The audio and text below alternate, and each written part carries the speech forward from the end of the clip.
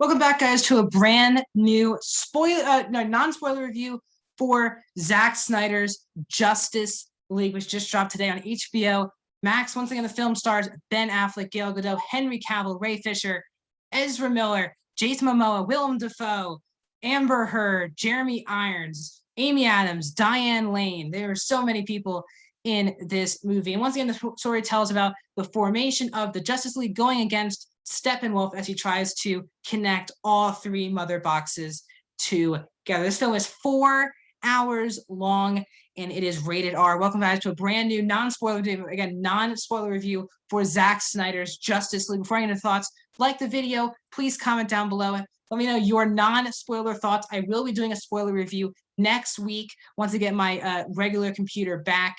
I'll do my spoiler review of Zack Snyder's Justice League, and I'll give you my newly updated DC EU list as well. And also, please subscribe if you're new to the channel. I do movie reviews, TV show reviews, and movie rankings. So please, if you like any one of those things, please subscribe and ring that bell for some notifications. I wanted to get this over with because now let's get into the review. So as I was really pumped for this movie. Even though I'm not the biggest fan of the DC EU, I really did not like the original cut of Justice League. Obviously, I don't want to go through the story of how this movie has come to be because I think at this point everyone already knows. But I heard it was 4 hours. Like, oh man, this is really long. I actually liked the idea at first that it would be a mini series, and they do split this movie into parts. There's like 5 parts or 6 parts in total in the film that comes up throughout the movie. But still, I think it felt better as a movie. And I was really excited because Justice League really disappointed me, even though, and I'll just go through my Zack Snyder thoughts. I enjoyed Watchmen. Man of Steel is my favorite DCEU film, and I'm very mixed feelings on Batman v Superman. I don't think it's a good movie, but there are some really good moments in it. And Justice League, obviously, which wasn't his baby, turned out the original cut was not. I really did not like it. I thought it really missed the mark on a lot of things. One thing that it really tried to be an Avengers movie, having a lot of comedy, a lot of the CGI was terrible. Batman did not act like the same character from Batman v Superman. And then he had, the upper lip bad CGI of Superman. And then Cyborg, Flash, and Aquaman were very underdeveloped. And it was a very rushed 2-hour film. And no one really liked it. And this movie's been whispering around for years, and we finally got it on HBO Max. And I really enjoyed myself watching this movie. I am pleasantly surprised. The film, for being 4 hours, does not feel like 4 hours. Maybe it feels like 3 hours long, maybe a little bit longer than that. But this movie is one of the most epic DC films we've ever gotten to date. The film is really epic because you actually feel wrapped into all of these characters. And again, I guess some people, I was kind of thinking about the movie, will some people not love the movie because of the confusion of, we've already gotten an Aquaman movie, we've gotten we got a Wonder Woman movie after this film took place. Will that take you out of it? Because we are kind of going back to that timeline before the first Aquaman movie, before, obviously after Wonder Woman 1984. But the film really does fit in. And the best part about this movie is that it actually gives characters time to understand why they're joining the Justice League, their backstory. And I do want to say first, one of the main reasons why I really did not like Justice League was Cyborg. I thought Cyborg was not a good character in, I'll just say it, Joss Whedon's Justice League. It was not a good fit. And he was just a guy who had a rushed backstory. He just joined the Justice League and he just felt like a tech guy. He is one of, if not the best part of this film. He has a really emotional backstory. You get to know a lot more about his parents, especially his father. You get his understanding of why he would want to join the Justice League. His motivation is so clear. And the film really takes its time with his character joining the team. Flash does not get his subplots, his backstory still isn't that interesting. And I'll get to that in my negatives. Well, Aquaman, of course, he's also in the movie.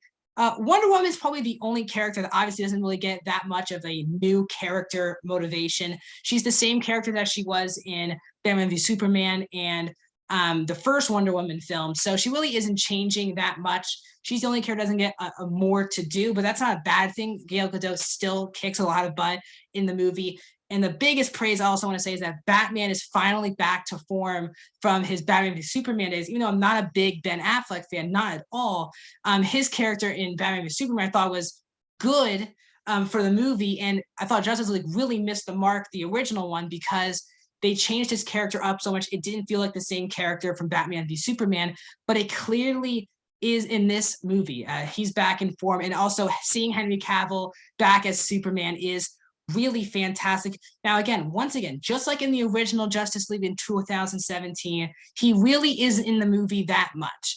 His storyline doesn't really come into play maybe 2.5 hours into the movie. If you want a lot more Superman, that's not what the story is. Now, he is obviously a major factor when you get towards the third act, but for the most part, he really isn't in the movie that much, which I don't really mind. But when he was on screen, you really felt his scenes. His scenes were a lot more powerful. All of his scenes, for the most part, are completely different from the 2017 film as well. One of the other major issues I had with the 2017 film was the villains. Steppenwolf was just like the villain in 2015 Batman v Superman, just a big alien who wanted to destroy the planet. This time, Darkseid, and it's not a spoiler, Darkseid is in the movie. He adds an element, but Steppenwolf is actually a solid enough villain. Really, in the first half of this movie, I was really enjoying Steppenwolf. He doesn't really do a lot more in the second half of the film. He just becomes a big alien dude towards the third act. But really, in the first half of the movie, he has a clear motivation on why he needs the mother boxes, why he needs to take over Earth, and his connection to the Justice League. All of that stuff made Steppenwolf a compelling villain in the first half of the movie, and he still was throughout the entire film. I'm just saying I really liked his character in the first half of the movie, his backstory as well. You really understand where Steppenwolf is coming from, and it adds a lot more depth to the movie. Now, and also the color correction is different here, and this film is a darker movie. Now, it does have comedy coming from The Flash, but the comedy in this movie does feel warranted and natural. It's a pretty dark movie, not super dark, but it's a dark movie that also leaves you with a hope and darkness at the same time, but there is bits and pieces of comedy flown in there that I thought was actually nicely done. It didn't feel like the 2017 Justice League film, because in that one, it tried to be like an Avengers movie. Just throw tons of comedy in there. And for a Justice League movie with this story, it doesn't need that comedy. And this movie has comedy flown in there, very nicely done in the film. It's a very epic film. I had goosebumps like 3 or 4 times during this film, which I haven't seen in a superhero film really since Endgame. Now, this is not Avengers Endgame on any level, but because again, the characters are way better in Endgame, but this film does have a bit of epicness, kind of become wrapped around some of these characters, and the actors are doing a good job as well. Now, there are some directorial choices and issues with the script that I will get to right now in non-spoiler fashion. But again, there's a lot to get to in spoiler reviews, so I will talk about that. Again, it is pretty difficult. But again, this film is epic, and it did exactly what I wanted to do. Make me love these characters like Cyborg, who I really hated in the 2017 film. Batman and the Diana dynamic in that film was not very good. I felt Batman was being a little bit of a jerk to Wonder Woman throughout that film. Nothing of that sort is in this movie. You also get a lot more from Lois Lane and Martha, because they are realizing that life has to move on past Clark's death in Batman v Superman. You have to move on from that. And that felt the most authentic part of the entire film, was Amy Adams and Diane Lane, their reaction to this whole situation, which I thought they completely missed the ball on in that 2017 film. They were barely in the film. Now, they're not in the movie that much as well. Here, when they're on screen, their scenes feel powerful, especially with Superman. So some of the critiques that I do have with the film is that the film is long. It is definitely 4 hours, and there's an epilogue that carries out the last 25 minutes of the film that I thought really could have been condensed into 2 post-credit scenes instead of just being in the movie. There's no post-credit scenes in the film. The epilogue basically is some of the post-credit scenes that you've seen in other DC films. And it did kind of stretch the runtime a bit, especially there's there's one big part of the epilogue that stretches on for like 10 or 15 minutes that did go on for too long. Even though I was enjoying what they were talking about, you can kind of feel the pacing wasn't quite there. The CGI wasn't quite there. And the film, and you can kind of feel that was kind of the only time in the film where I really felt the film was dragging, was kind of the last 25 minutes of the film, even though there was a lot of characters, a lot of big reveals I think comic book fans are going to go crazy for, especially if you're a DC fan. A lot of characters you maybe not thought could come to the big screen do come to the big screen in a huge way towards the end of the film, the epilogue. And I think this film could be, and also another issue is that Zack Snyder loves slow-mo. And I was all for slow-mo, especially with The Flash. But in the first, I would say 2 to 2.5 hours of the film, there is a lot of slow-mo for a lot of other things that is not Flash related.